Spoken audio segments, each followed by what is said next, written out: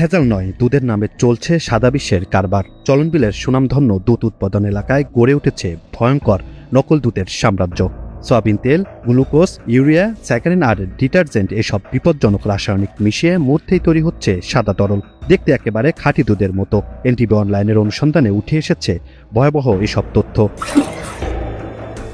পাবনার ভাঙ্গুড়া, চাটমোহর ও ফরিদপুর দেশের সবচেয়ে খাঁটি দুধের উৎপাদন অঞ্চল হিসাবে পরিচিত। প্রতিদিন কয়েক লাখ লিটার দুধ উৎপাদিত হয় এখানে। কিন্তু এই বিশাল বাজারের আড়ালে সক্রিয় রয়েছে একটি সংঘবদ্ধ চক্র, যারা রাসায়নিক মিশিয়ে বানাচ্ছে নকল দুধ। এখন হয়তো এই দুধটা খাওয়ার উপযোগ্য হবে। 300 গ্রাম তেল দেবো, কেমিক্যাল তুলতে তার সাথে মিশে 4 কেজি এটা মিশালি পারে 1 ক্যান দুধে 4 কেজি দিতে হবে। এই দুধে কিছু নাই, ওই 2 কেজি 300 গ্রাম তেল দেওয়ার পরে এই দুধটা আগের মতো হয়ে যাবে, খাওয়ার উপযোগ্য হবে।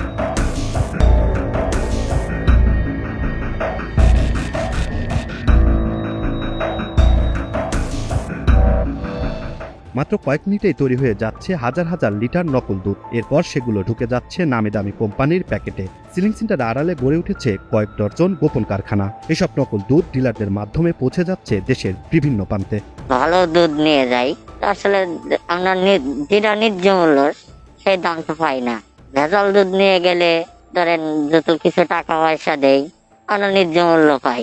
কিন্তু আমি তো আসলে ওইভাবে তো ভেজাল ব্যবসা করতে চাই না। এখন প্যাকেট দেওয়া অনেক কিছু করা লাগে। এখন ধরেন যত ভেজাল দুধ বানাইলে এটার চাহিদা বেশি, অরিজিনাল দুধের চেয়ে ভেজাল দুধের চাহিদা বেশি। ওখানে যে স্যাররা আছে ওনাদের যত কিছু টাকা পয়সা দেয়, তাইলে আর ভেজাল দুধ ঢুকাইতে সমস্যা হয় না। এই ভেজাল ব্যবসা তো আমি একা করি না, এই ভাঙ্গুড়া থেকে 80 থেকে 90 জন লোক এই ভেজাল ব্যবসা করে। তাইলে আমি করলি দোষ কিসে? বন্ধ করলে আপনারা সবগুলো বন্ধ করে দেন, আমি আর ভেজাল ব্যবসা করবো না। অনুসন্ধান করতে গেলে অধিকাংশ সেন্টারের দায়িত্বশীলরা পালিয়ে যান, যারা থাকে তারাও কথা বলতে নারাজ।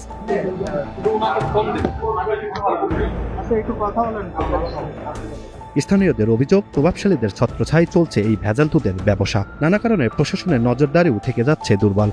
যেটা মানুষ জন্মগ্রহণ থেকে শুরু করে দুধ একটি উপাদেয় খাদ্য। একটি শিশু জন্মগ্রহণ করার পরে তার যে সমস্ত এলিমেন্ট দরকার এই বিষাক্ত দুধ খেয়ে সে জন্মগ্রহণ করেই তার শরীর গ্রোথ থেকে শুরু করে সবকিছু তার অবনতির দিকে যাচ্ছে। কতিপয় কিছু লোকের জন্য ভাঙ্গুড়া উপজেলা দুগ্ধ শিল্প নষ্ট হতে পারে না।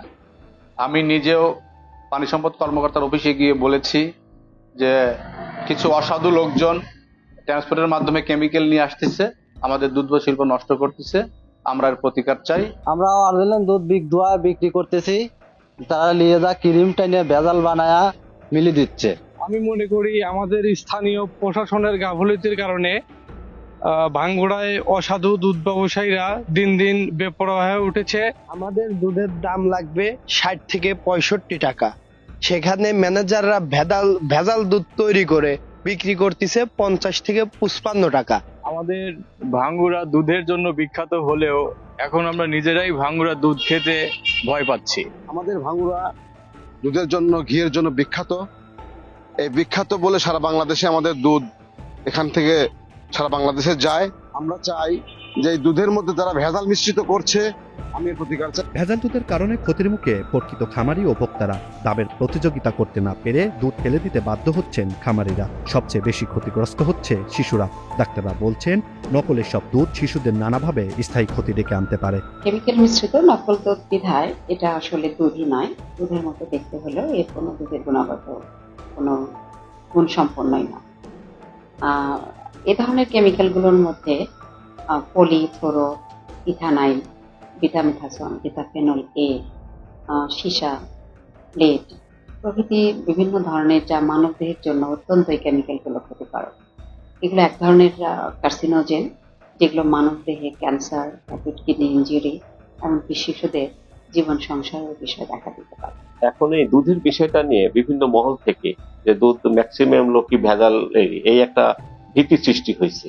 এই জন্য আমরা মনিটরিং বাড়াইছি। আমরা চেষ্টা করব যদি কেউ করে থাকে, এটার হয়তো বড় একটা অ্যামাউন্টের কথা বলা হচ্ছে, মানুষ অনেকেই ভয় পাচ্ছে যে আমরা দুধই খেতে ভয় পাচ্ছি। তো আমরা এই জন্য মনিটরিং বাড়াচ্ছি এবং যদি এটা করে থাকে আমরা ইনশাল্লাহ এটার ব্যবস্থা মোবাইল কোর্ট অথবা নিয়মিত এর মাধ্যমে সহযোগিতা নিয়ে আমরা এটা দমন করব। দুধের নামে প্রতিদিন সাধারণ মানুষ আর শিশুর হাতে পৌঁছে যাচ্ছে সাদা বিষ। ভেজালমুক্ত বাজার নিশ্চিত করা না গেলে নিরাপদ থাকবে না কেউই। কঠোর নজরদারি, দৃষ্টান্তমূলক শাস্তি এবং জনসচেতনতা ছাড়া এই নকল দুধের সাম্রাজ্য থামানো অসম্ভব বলছেন সংশ্লিষ্টরা।